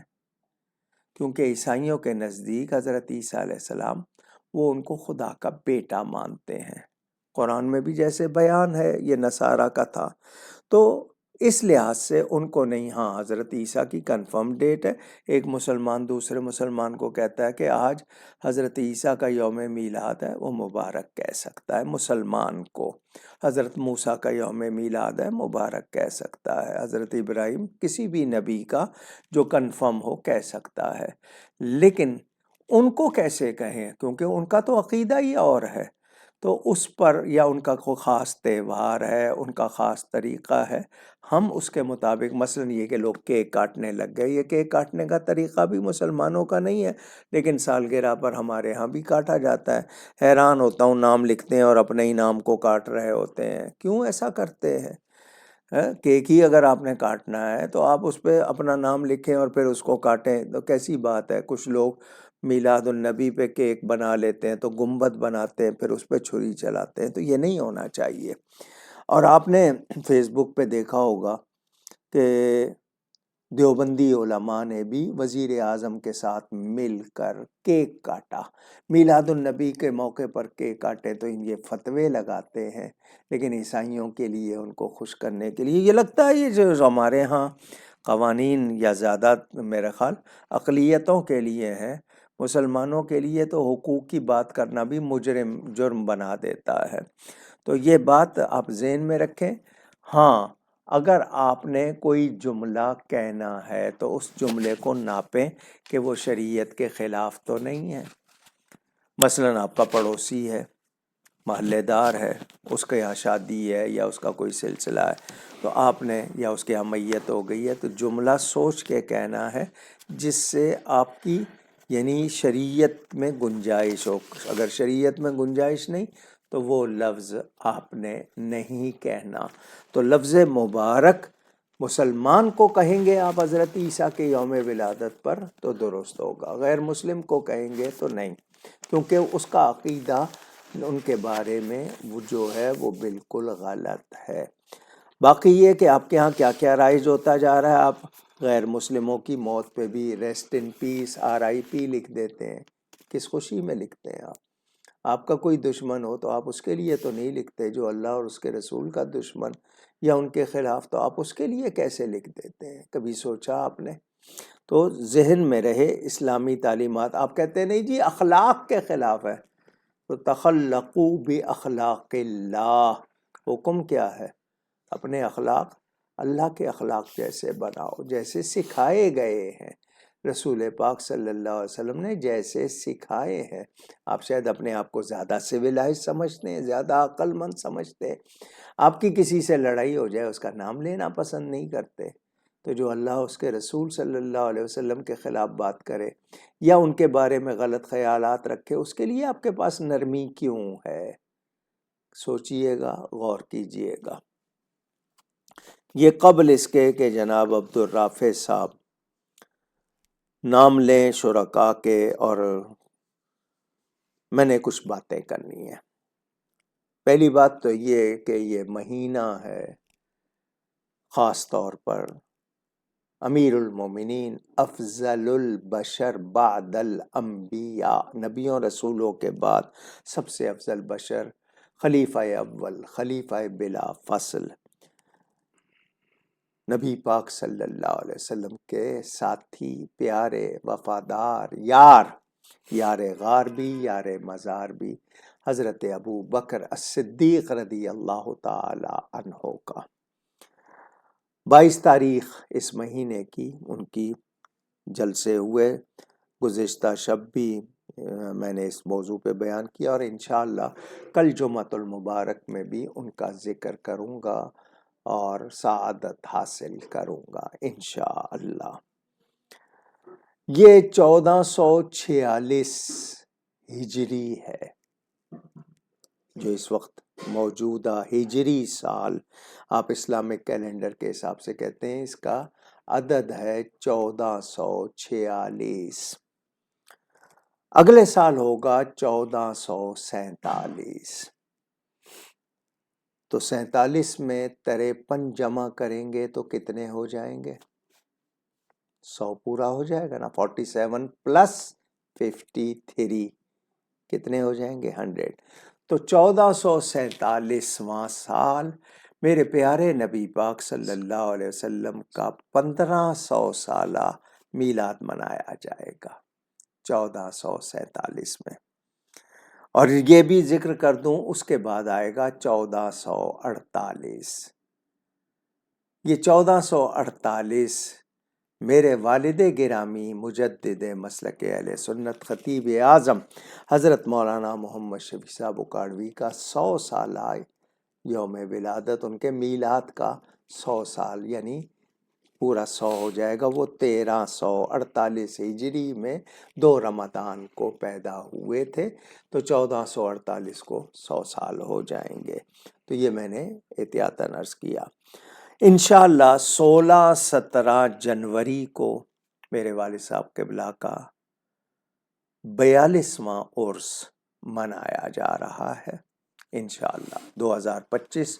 تھوڑے دن رہ گئے ہیں۔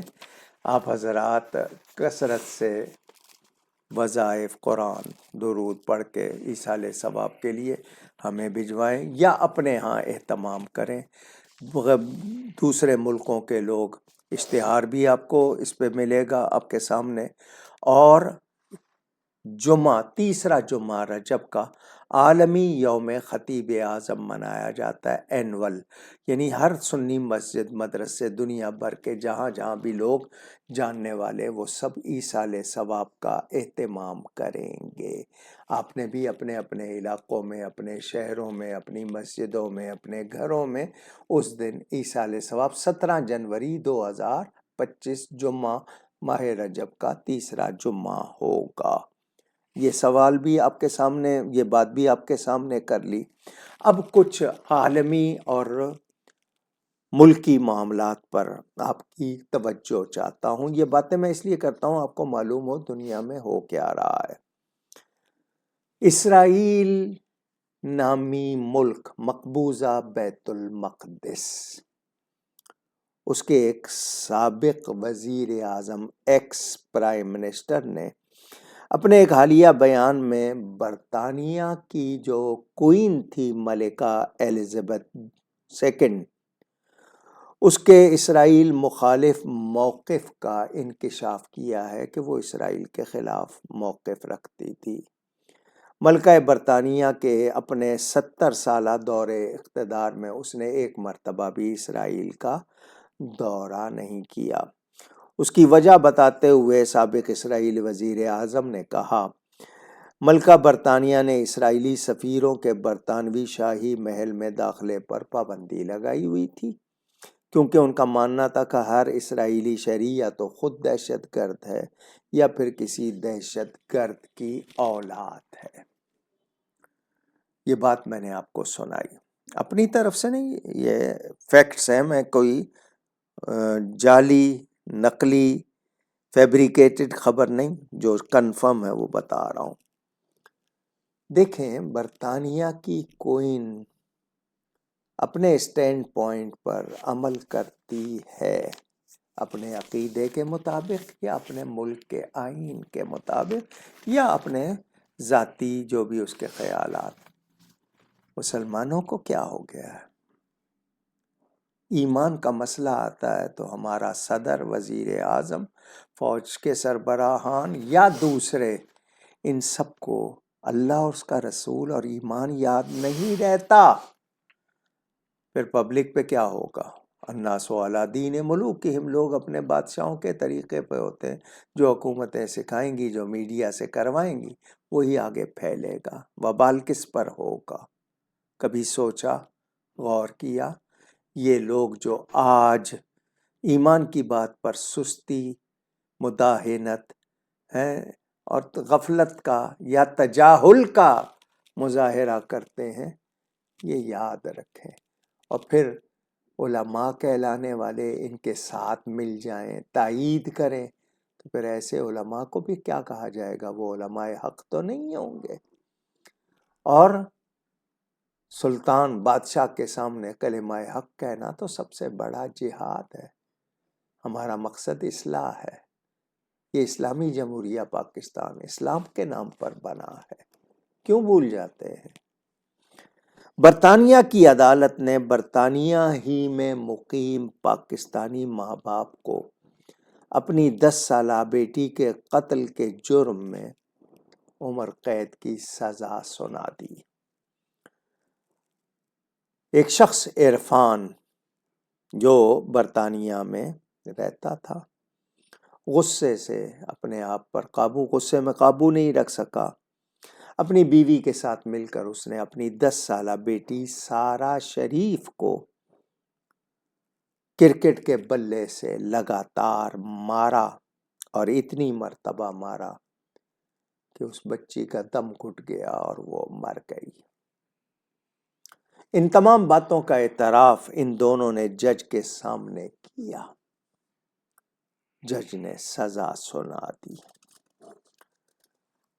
وہ ماں باپ اپنے آپ کو مسلمان کہتے تھے، کیوں بھول گئے کہ بچوں کو کیسے پالا جاتا ہے؟ سیکھا کیوں نہیں؟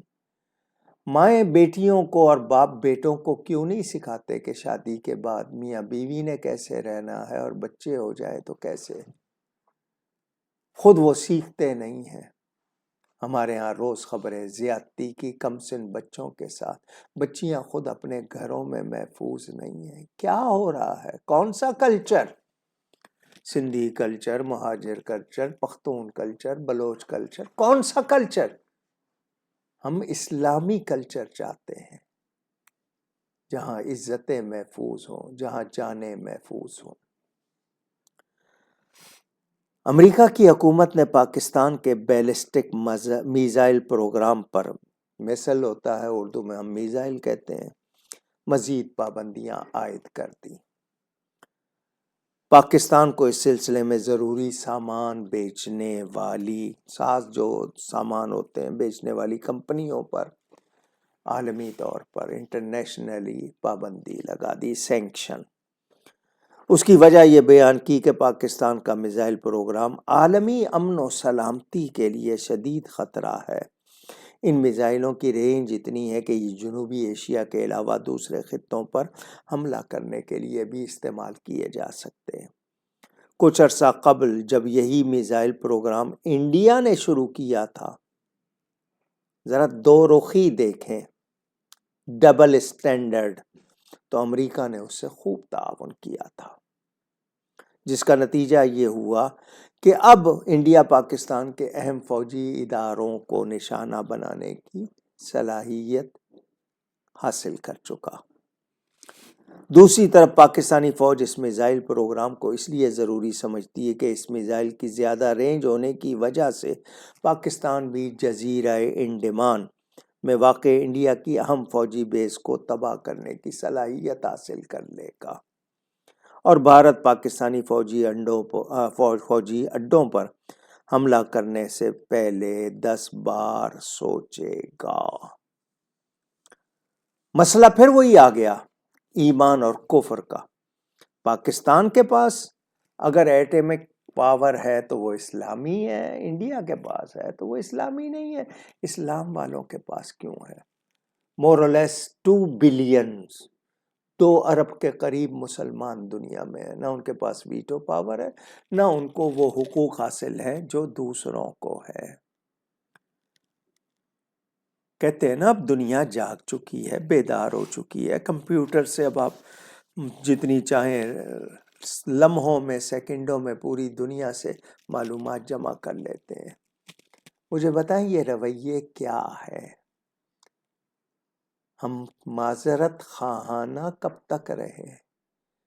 مسلمانوں نے جہاد سے منہ موڑا، دوسروں نے ان پر یلغار شروع کر دی۔ مسلمان کو مسلمان ہونا پڑے گا، ایمان کے تقاضے پورے کرنے ہوں گے، غیرت ایمانی ہوگی تو پھر آپ کے اندر جوش و جذبہ بھی ہوگا۔ ہمیں اس پہ بھی توجہ دینی چاہیے۔ امریکہ میں ہی ابھی جو بائیڈن حکومت اب جانے والی ہے، جاتے جاتے 55,000 اسٹوڈنٹس لون معاف کر دیے۔ رپورٹ کے مطابق ایک طالب علم پر اوسطاً ایوریج $80,000 کا قرضہ تھا۔ پاکستانی کرنسی میں اگر اس کی بات کی جائے تو 2,20,00,000 کے قریب ایک طالب علم پر قرضہ تھا۔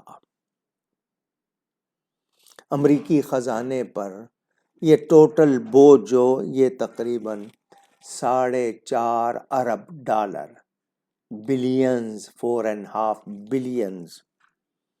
سوشل میڈیا صارفین نے اس پر تبصرہ کرتے ہوئے کہا کہ کام تو اچھا کیا ہے، مگر تصویر کا دوسرا رخ بھی تو دیکھو کہ امریکہ میں تعلیم کس قدر مہنگی ہے کہ جسے حاصل کرنے کے لیے طلباء کو کئی برسوں تک سودی قرضوں کے تلے دبے رہنا پڑتا ہے۔ چلو باہر چلو، وہاں یہ آپ ہی کی کتابیں آپ کو ترجمہ کر کے پڑھائی جا رہی ہیں، آپ اپنا اسٹینڈرڈ نہیں رکھ رہے، آپ کے ہاں ایجوکیشن کی بجائے ایجیٹیشن ہے۔ ماحول آپ نے خود بگاڑا ہے۔ ہم پیلے اسکول کا میں پڑھا ہوا ہوں، کیا اسٹینڈرڈ تھا؟ آج پرائیویٹ بھاری بھاری فیسیں لے رہے ہیں۔ سرکاری اسکولوں کا معیار کیا ہے، تعلیم کا بجٹ کتنا ہے، اساتذہ کی کوالیفیکیشن صلاحیت کتنی ہے، کتنے ہیں جو گھر بیٹھے صرف تنخواہ لے رہے ہیں۔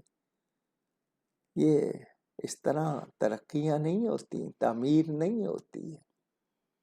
ذرا آپ کو معلوم ہو کہ یہ جو سیاستدان حکمران کرتے کیا ہے، جن کے لیے آپ پتہ نہیں کیا کیا قربانیاں دیتے ہیں، یہ کیا کر رہے ہیں۔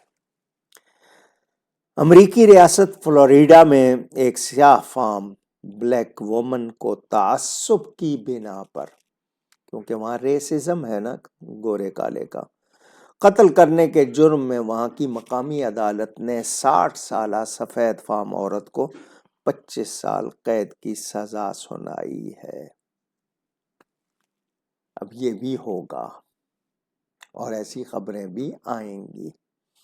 اسرائیلی فوج کی جانب سے گزشتہ ہفتے شامی فوج کے اڈوں پر کیے گئے حملوں کی شدت کے باعث ارد گرد کے علاقوں میں کئی میل تک شدید زلزلے آئے، جس سے کئی افراد لقمہ اجل بن گئے۔ اب میزائل گراتے ہیں، وہ زمین میں جاتا ہے، زمین کی تہوں کو ہلاتا ہے، اور قیامت کی نشانیوں میں سے ہے کہ بہت زیادہ زلزلے آئیں گے۔ یہ جتنے میزائل گرا رہے ہیں آپ نیچر سے لڑ رہے ہیں، پھر اس کو بھگتنا بھی پڑے گا۔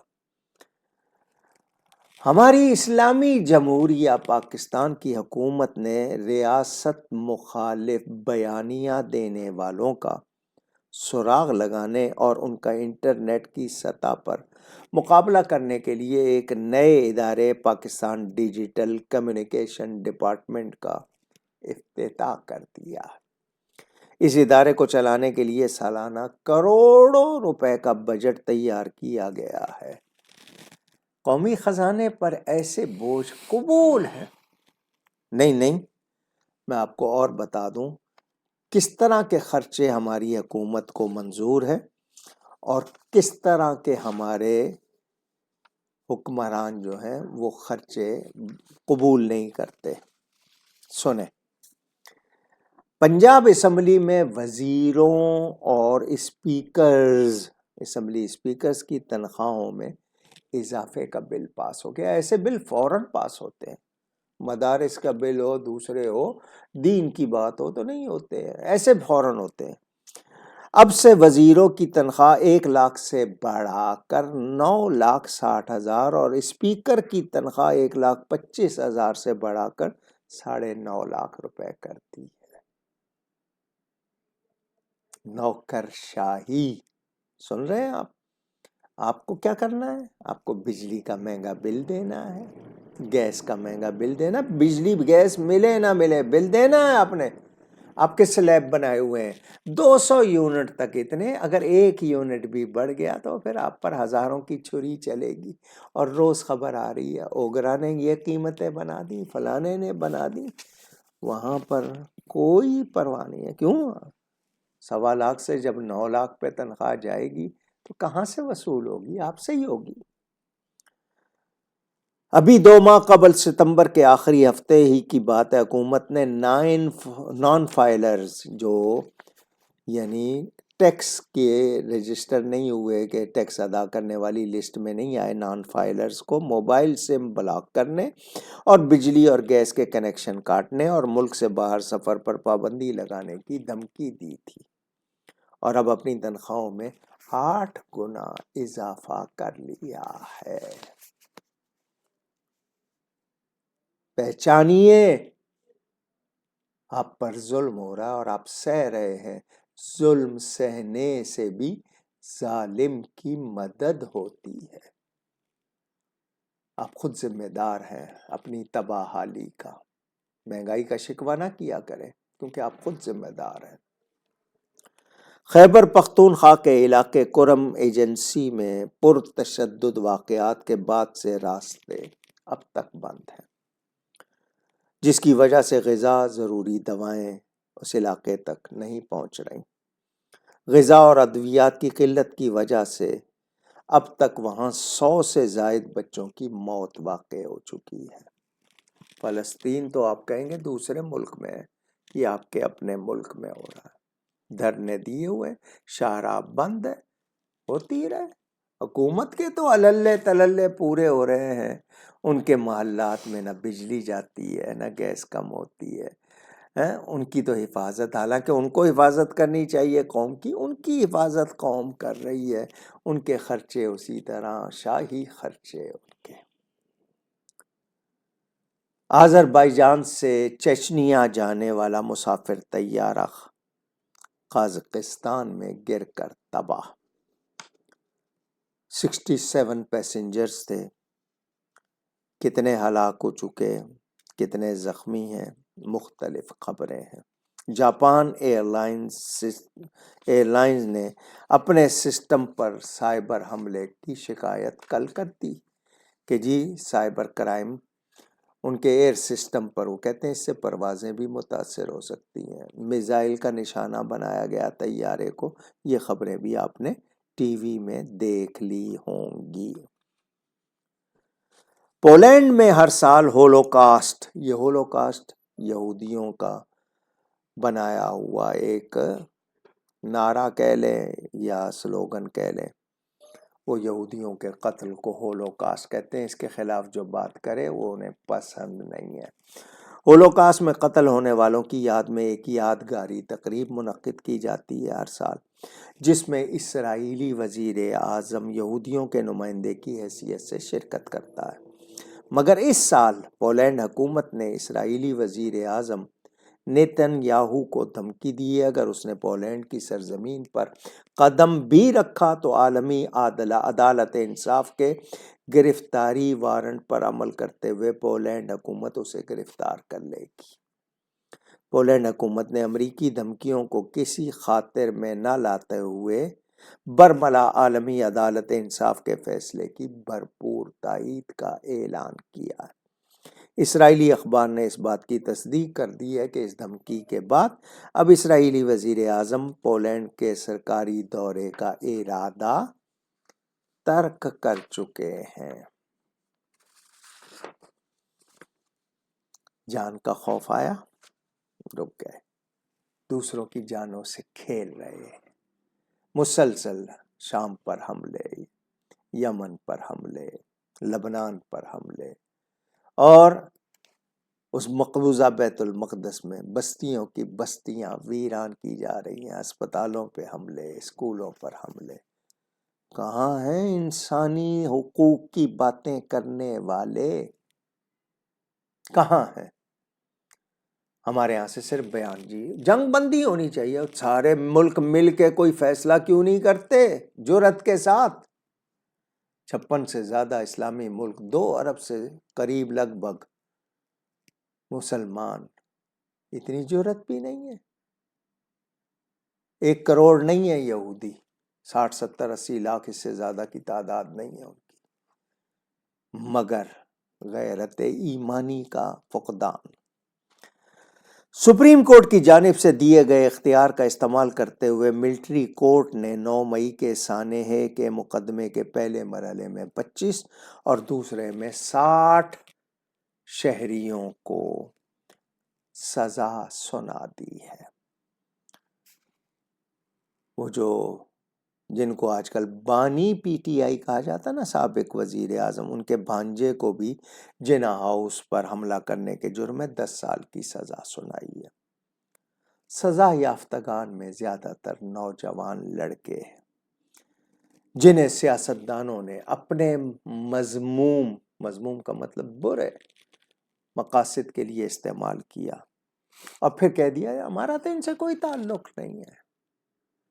اپنے ماں باپ کو، اپنے گھر بار کو پہچانو، اپنے خاندان کو پہچانو، ایمان کو پہچانو۔ یہ جن کے لیے کر رہے ہو، گناہ بھی کما رہے ہو اور تباہ بھی ہو رہے ہو۔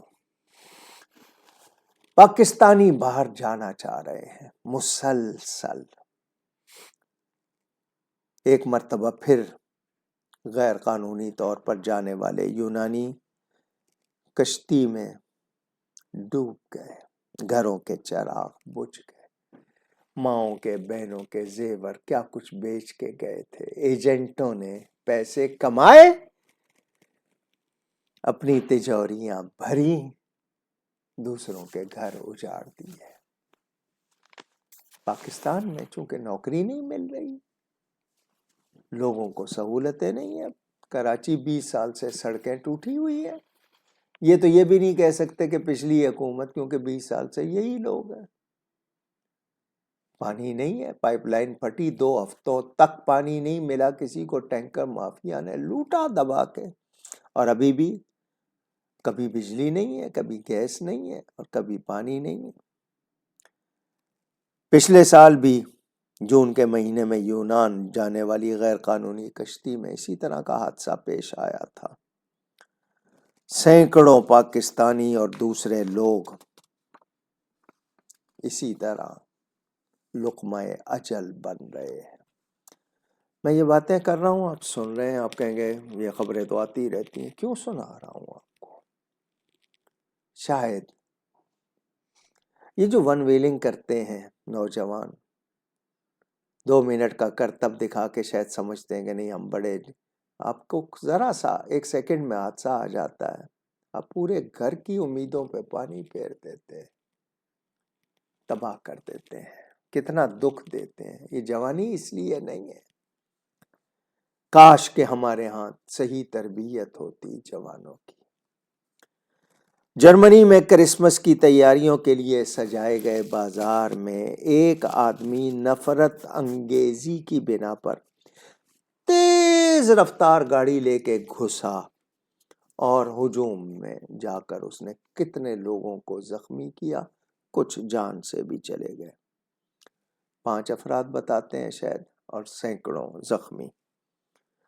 اس بندے کو پکڑا گیا، طالب عبد المحسن اس کا نام ہے۔ آپ کہیں گے مسلمان؟ تو سن لیں، یہ سعودی تھا لیکن مرتد ہو گیا تھا اسلام کے خلاف، اس نے اپنا دین چھوڑ دیا، نام نہیں بدلا، دین چھوڑ دیا، اور جرمنی میں اس نے اسائلم سیاسی پناہ لے لی تھی۔ ایک سوشل میڈیا صارف نے تبصرہ کرتے ہوئے کہا کہ جرمنی نے اسلام دشمن سمجھتے ہوئے پناہ دی تھی، مگر وہ یہ بھول گئے کہ سانپ اگر آج مسلمان پر حملہ کر رہا ہے تو کل کو تمہیں بھی ڈسنے ضرور آئے گا، کیونکہ اس کی فطرت ہی یہی ہے، اور دیکھیے ہوا بھی ایسا ہی ہے۔ مسلمانوں کے خلاف پرائز دیے جاتے ہیں، ایوارڈ دیے جاتے ہیں، ان کو بہت زیادہ سراہا جاتا ہے۔ یہ انسانیت کے نام لینے والے مسلمانوں کو تو انسان نہیں سمجھتے۔ آپ کہتے ہیں اسلاموفوبیا کیوں ہے ان میں، مجھے بتائے نا۔ اگر وہ اپنے دین سے کچھ رغبت نہیں رکھتے تو پھر اسلاموفوبیا کیوں ہے، پھر اسلام دشمنی کیوں ہے؟ ہمارے ہاں اگر کوئی اسلام کا زیادہ پابند ہے تو آپ کو پسند نہیں ہے، آپ اس کو کہہ دیتے ہیں یہ متشدد ہے، ایکسٹریمسٹ ہے۔ وہ کیا کر رہے ہیں؟ کبھی غور کیا آپ نے؟ توجہ دی آپ نے؟ یہ میں نے کچھ باتیں آپ تک پہنچائی، اگر آپ کو سمجھ آئی ہو۔ میرا مقصد کہنے کا صرف یہی تھا کہ مسلمان جب تک اپنے آپ کو نہیں سمجھے گا اور اس کے مطابق نہیں کرے گا، پستے رہیں گے۔ سود لے کر خوش ہونے والوں، تمہارے اپنے وسائل، اپنی کرپشن کبھی توجہ دی ہے؟ اللہ نے کتنا نوازا ہے سرزمین کو، مگر فرصت ہو، دھیان ہو، نیت صاف ہو تو اتنے منرلز ہیں کہ آپ دنیا بھر کے قرضے اتار دیں، اپنا کیا۔ لیکن نہیں، میں کچھ غلط نہیں کہہ رہا، اتنے آپ کے پاس منرلز، معدنیات، جیم اسٹون کتنے ہیں، کیا کیا چیزیں ہیں، کتنی قسم کی آپ کے پاس معدنیات ہیں، خربوں آپ کو مل جائیں اور آپ بغیر ٹیکس لیے لوگوں پہ خرچ کریں تب بھی ختم نہ ہو، اتنی ہیں۔ مگر کرپشن کا کیا کریں گے آپ؟ نیتوں کا کیا کریں گے؟ دوسروں کے ایجنٹ ہیں نا آپ لوگ، اعلی کار ہیں۔ غیروں کو خوش کرنا چاہتے ہیں، اللہ رسول سے آپ کا کوئی تعلق نہیں۔ خواجہ آصف صاحب ایک سیاسی لیڈر ہیں، شاید زبان پر قابو نہیں ہے یا معلومات نہیں ہے۔ حضرت سلطان محمود غزنوی رحمت اللہ علیہ کو انہوں نے ڈاکو کہا ہے۔ اس دریدہ دہن کو کوئی پوچھے تجھے نہیں پتا ہے تو چپ رہے، تمہاری فوج غزنوی نام کے جناب ہتھیار بنائے اور تم اس شخص کے بارے میں جو نیک تھا اس کو تم نے کیا کہا؟ شاید تمہیں ہندوؤں سے دلچسپی ہے کیونکہ اس نے سومناتھ کا مندر توڑا تھا نا، اور تم اس وقت کسی اور کے لیے کام کر رہے ہو۔ زبان سنبھالو، مسلمان اپنے ہیرو اور نیک شخصیت کے خلاف تمہاری یہ ہرزہ سرائی ہذیان ہرگز برداشت نہیں کرتے، نہیں کریں گے۔ زبان سنبھال کے بولا کرو۔ یہ کرسی، یہ پارٹیاں، یہ تمہارے عہدے 2 دن کے ہیں، قبر میں جانا ہے، یاد رکھنا۔ مجھے ایک بات یہ بھی کہنی ہے کہ حکمرانوں کو خدمت کے لیے عہدے ملتے ہیں، خدمت کروانے کے لیے نہیں۔ ہو سکے تو اپنے ملک کے جوانوں کو باہر جانے سے بچائیں، آپ کا دماغ باہر جا رہا ہے۔ اگر یہ لوگ سب چلے گئے، آپ کے ہاں کون رہ جائیں گے؟ کیا کریں گے آپ؟ ٹیکنالوجی کہاں پہنچ گئی ہے؟ آپ سے تو ابھی تک انٹرنیٹ کی سپیڈ کا مسئلہ حل نہیں ہوا، پورا سال آپ نے لوگوں کو رلایا ہے، کھربوں کے نقصان کیے ہیں آپ نے، کتنے اداروں کو تباہ کیا ہے آپ نے۔ ہو سکے تو غور کیجئے گا۔ اہل سنت کے ایک مناظر تھے، بڑے عالم، حضرت مولانا عنایت اللہ صاحب سانگلہ ہل والے مشہور۔ ان کے فرزند عطاء المصطفیٰ صاحب انتقال کر گئے۔ لاہور میں نقیب محفل مشہور ہیں الحاج قاری محمد یونس صاحب۔ آج ان کے والد بابا جی محمد رفیق صاحب وصال فرما گئے۔ قوال تھے بڑے مشہور شیر علی خان، وہ بھی انتقال کر گئے، اور جانے کتنے لوگ جن کی مجھے اطلاع نہیں ہے جو ایمان کے ساتھ چلے گئے۔ اللہ تعالیٰ ان سب کی مغفرت فرمائے۔ اور شریف کے لیے تیاریاں کر رہے ہیں ہم۔ یہ مہینہ جو ہے جمادی الاخری کا، یہ بھی اپنی گنتی پوری کر رہا ہے۔ شہر اللہ، اللہ کا مہینہ رجب شروع ہوگا۔ اللہ تعالی ہم سب کو دین سے وابستہ کرے، دین کا وفادار بنائے، ایمان کی قدر کرنے والا بنائے۔ بہت معاملہ بگڑ رہا ہے۔ متعدد لوگوں نے دعاؤں کے لیے کہا، جو بیمار ہیں اللہ ان کو شفائے کاملہ عاجلہ عطا فرمائے۔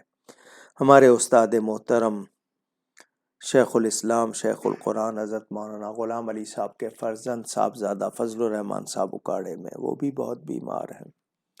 چچی صاحبہ سائیوال میں ہے میری، وہ بھی بیمار ہیں۔ اس کے علاوہ اور بھی قرابت داروں میں بھی، دوسروں میں بھی جو بیمار ہیں، اللہ سب کو شفا عطا فرمائے، اللہ تعالی خیر فرمائے۔ محمد زین قادری صاحب کہہ رہے تھے کہ جی کھانسی ہے انہیں، تو وہ جملہ پورا نہیں کریں، درمیان میں کھانسی آ جاتی ہے، اس لیے وہ تشریف نہیں لائے۔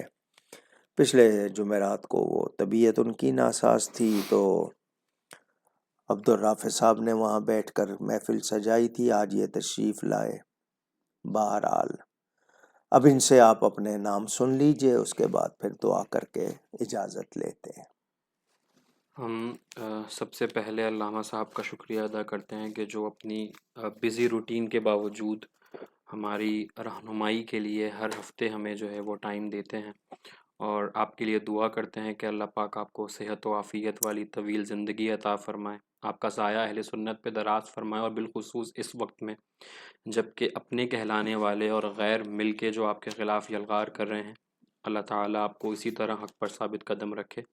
ہم ان تمام افراد کا بھی شکریہ ادا کرتے ہیں کہ جنہوں نے اپنے تعریفی کلمات ہم تک بھیجے یا اپنے سوالات ہم سے کیے، جس میں محمد عرفان صاحب، اکرام شریف صاحب، ناصر خان صاحب، مسز کاشف خان صاحبہ، راشدہ انور صاحبہ، نول شکیل صاحبہ، منظور احمد صاحب، مرتضیٰ چوہان صاحب، فوزیہ عبد القادر صاحبہ، ارمان اشرفی صاحب، علی حیدر راجپوت صاحب، فہد صدیقی صاحب، ظہیر عباس صاحب، محمد ساجد صاحب، عبد الحمید صاحب، شہباز صاحبہ، محبہ ماکدہ صاحبہ، شانی گجر صاحب، شاہد سرور صاحب، جنید اکبر غوری صاحب، فیصل قادری صاحب، طیب مرتضیٰ صاحب، سید ساجد صاحب، فردوس انجم صاحبہ، عرفات انصاری صاحب، عمیر تیمور صاحب، مظہر خان صاحب، سفیر عباسی صاحب،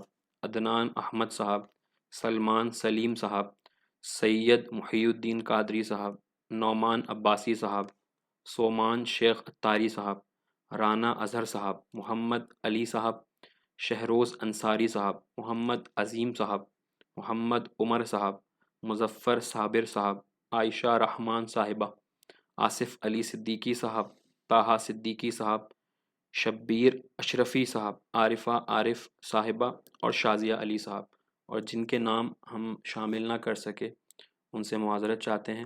آپ ہمیں دعاؤں میں یاد رکھیے گا، ہم آپ کے لیے دعا گو رہیں گے انشاءاللہ۔ ایک بات کہے بغیر نہیں رہ سکتا، مجھے بہت زیادہ درد ہے، سچ کہوں بہت تکلیف ہے کہ اہل سنت باہم الجھ رہے ہیں۔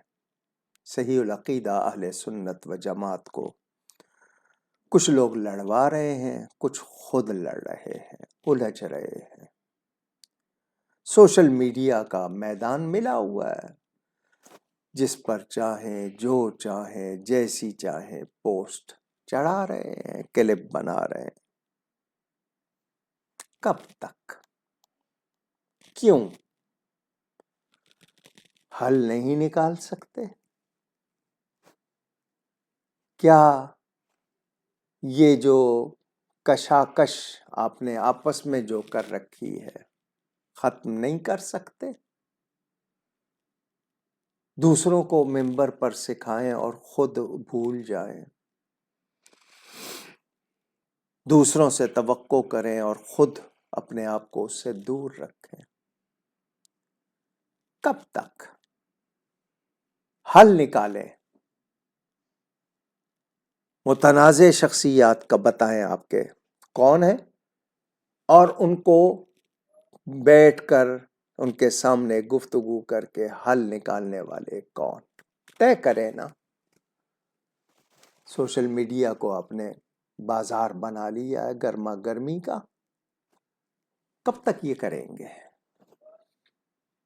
آپ نے بھی اللہ اور اس کے رسول کو جواب دینا ہے، آپ ذمہ دار ہیں۔ آپ سے التجا کرتا ہوں، حل نکالیں۔ سب کے سب آگ بھڑکا رہے ہیں، حل نکالیں۔ بنائیے لسٹ، بنائیے کہ کس کس سے کیا حل کرنا ہے اور کس نے حل کرانا ہے، نام نکالیے اور مسئلہ حل کیجیے۔ الزامات کی بوچھاڑ، جس کو چاہیں رافضی بنا دیں، ناسبی بنا دیں، تفضیلی بنا دیں۔ کب تک ہوگا یہ؟ آپ کو پتا ہے کہ وہ رافضی نہیں ہے اور آپ ان کو رافضی کہنے پہ تلے ہوئے، آپ کو پتا ہے وہ ناسبی نہیں ہے اور آپ ان کو ناسبی کہنے پہ تلے ہوئے، آپ کو پتا ہے وہ تفضیلی نہیں ہے اور آپ ان کو کہنے پہ تلے ہوئے۔ باقی رہے غلط جملے، غلط باتیں، کون بری ہے؟ کس کس سے نہیں ہوئی ہوں گی اور کیا کیا نہیں ہوئی ہوں گی؟ توبہ کا دروازہ کیوں بند کرتے ہیں؟ اصلاح کیوں نہیں کرتے؟ خدا کے لیے التجا کرتا ہوں آپ کو، آپ ذمہ دار ہیں، صحیح کام کیجیے، حل نکالیے، اپنی اگلی نسل کو یہ لڑائیاں نہ دے کے جائیے، صحیح ماحول دیجیے۔ اعلیٰ حضرت فاضل بریلوی پر ہم سب جمع ہیں، ان کی تعلیمات کے مطابق کیجیے، اور یہ نہیں کہ کسی کے لیے اور کسی کے لیے اور۔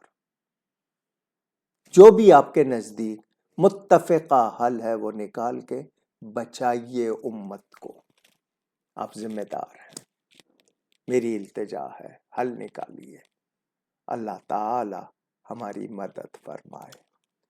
الحمدللہ الحمدللہ الحمدللہ، ہم صحیح العقیدہ اہل سنت و جماعت ہیں، ہم فتاوی حسام الحرمین، تمہید ایمان، 10 عقیدے اعتقاد الاحباب، رد الرفضہ، پوری طرح اس کی تائید کرنے والے، ماننے والے، سب کو اس پر جمع کیجئے، جس سے جو غلطی ہوئی ہے وہ رجوع کرے، بات ختم ہو اور ماحول درست ہو۔ اہل بیت وہ بھی معظم، صحابہ وہ بھی محترم، کسی ایک کی گستاخی بے ادبی کا وارہ نہیں ہے، غلط لفظ اگر منہ سے نکل گئے ہیں تو رجوع ہو سکتا ہے۔ آئیے ہم سب اہل سنت و جماعت پھر متحد ہو کر ایک قوت بنے، اور اپنی نسلوں کو صحیح طور پر گروپ نہ بنائیں، ان کے اندر دھڑے بندی نہ کریں، انتشار نہ کریں، بلکہ انہیں اسی طریقے پہ رکھیں جو صحیح طریقہ ہے۔ اللہ تعالیٰ توفیق عطا فرمائے۔ گفتگو میں مجھ سے کہیں کوئی غلطی ہوئی ہو، اللہ تعالیٰ اس کے رسول صلی اللہ علیہ وآلہ وسلم کی بارگاہ میں توبہ کرتا ہوں۔ جنہوں نے دعاؤں کے لیے کہا، اللہ تعالیٰ سب کی جائز مرادیں پوری فرمائے، بیماروں کو شفا دے، جو وفات پا گئے ان کی مغفرت فرمائے، اہل ایمان کی۔ نیکی کیجئے، نیکی پھیلائیے، انشاءاللہ اگلی نشست میں ملاقات ہوگی۔ والسلام علیکم ورحمۃ اللہ وبرکاتہ۔